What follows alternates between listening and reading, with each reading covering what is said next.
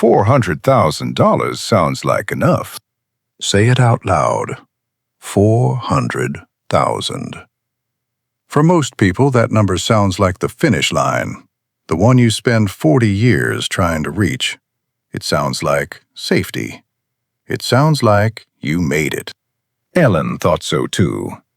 She's 62, she just retired, and she has almost exactly $400,000 saved, plus a Social Security check.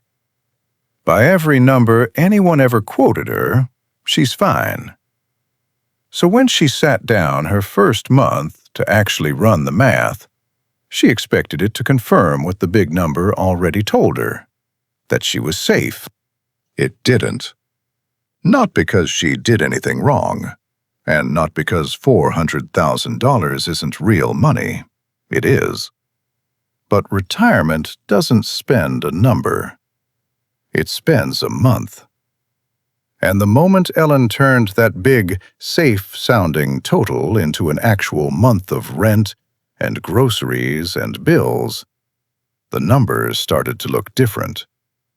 This is that math, the part the brochures skip. Here's the first thing almost nobody does with a retirement number.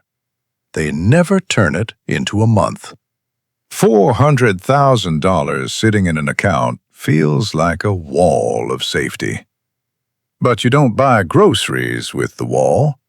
You buy them with whatever the wall becomes each month, for as long as it has to last. So the real question was never, how big is the number? It was, how long does it have to stretch? And what does it become when you divide it across all those years? Ellen retired at 62. If she lives to 82, that's 20 years. To 92, 30. Let's just look at the numbers spread across a life. 400,000 over 20 years is about $1,667 a month. Over 25 years, about $1,333. Over 30 years, about $1,111. And before anyone writes to me, this is not a withdrawal plan. It ignores taxes, inflation, what the market does, all of it. It's not advice about how much to take out. It's just the simplest possible way to feel the size of the number as a month instead of a wall. Because a month is the thing Ellen actually has to live in. So let's build Ellen's real month, the honest one. She'll use the middle number, the 25-year version, about $1,333 a month from savings. That's not a rule, it's just a reasonable place to stand. Then her Social Security check, $1,650. Add them together, and Ellen has about $2,983 a month to live on. Now, $2,983 is not poverty. Let's be clear, Ellen is not in crisis. This is where a lot of retirement stories go wrong, by pretending everyone is one step from disaster. Ellen isn't. She's just about to discover that a comfortable-sounding monthly number gets small faster than she expected, because a month is very good at spending money. No mansion, no yachts, none of that. Just an ordinary retired life, and the ordinary bills that come with it. Let's subtract them, one at a time, and watch what happens to the almost $3,000 she started the month with. Start with $2,983. Housing, a modest place, $1,150. That's already more than a third of everything gone to a roof. Down to $1,833. Utilities, $185. $1,648. Groceries for one, $420. $1,228. Phone and internet, $85. $1,143. Transportation, gas, insurance, the aging car, $260. $883. Prescriptions and copays, $140. $743. Insurance and household basics, $230.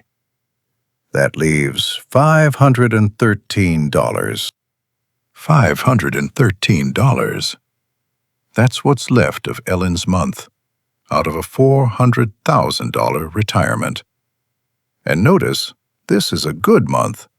Nothing broke, nobody got sick. That 513 is the cushion, the entire margin for everything the month didn't plan for. If watching a big safe number shrink into a real month is the kind of honest math you want more of, this channel is for you.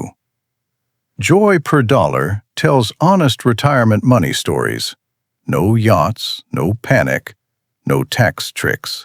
Just real bills and quiet math, the parts most finance channels skip. If that sounds useful, subscribe and turn on notifications. Now let's stress test Ellen's $513. $513 of cushion sounds okay, until the month does what months do. Say the car needs a repair, not a catastrophe, a normal one. $520 for a repair that can't wait, because Ellen needs the car to get to the doctor and the store. There's $513 of room. The repair is $520. So this month, Ellen is $7 short before she's bought a single thing she wanted, and every dollar of her cushion is gone. Here's the part that matters, and it's the whole point of turning the number into a month. When you look at $400,000 as a wall, a $520 car repair is nothing, a rounding error. But Ellen doesn't spend the wall. She spends the month.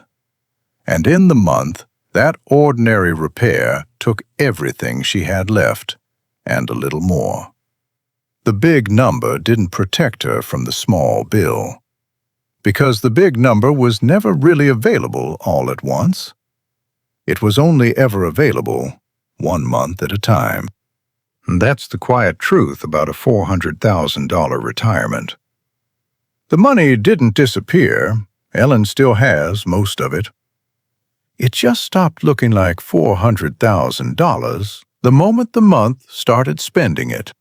Now, I want to be fair to the number because this cuts both ways. $400,000 is not nothing.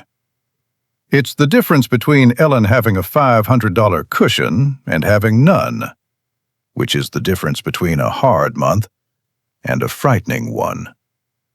The savings are real, and they matter enormously.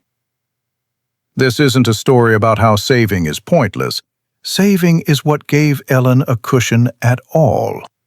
But here's what the big number quietly hides. It feels like security, a fortress, and it behaves like an income, a modest monthly one that has to show up every month for the rest of her life, and can be wiped out by a Tuesday and a car repair. Those are two very different feelings, and the gap between them is where people get caught. They plan for the fortress, and then have to live in the income. Ellen isn't in trouble. She's going to be okay, actually, because she's paying attention now, early, while she still has room to adjust. But the version of her that thought $400,000 meant she'd never have to do this math again, that version was believing a number instead of a month. Here's what I want to leave you with. It's not a warning. It's just a way of seeing. We're taught to chase a number for retirement. Hit the number and you're safe. That's the whole story we're sold. And the number does matter. But the number is not what you live in. You live in the month. And the month doesn't care how big your total is. It only cares what that total becomes after the rent and the groceries and the ordinary bills take their turn. $400,000 became about $500 of breathing room in a good month before a single thing went wrong. That's not a tragedy, and it's not a scam. It's just what the number actually is once you stop looking at the wall and start looking at the month. Ellen is glad she has it. She just wishes someone had shown her the month and not only the number a long time before she got here.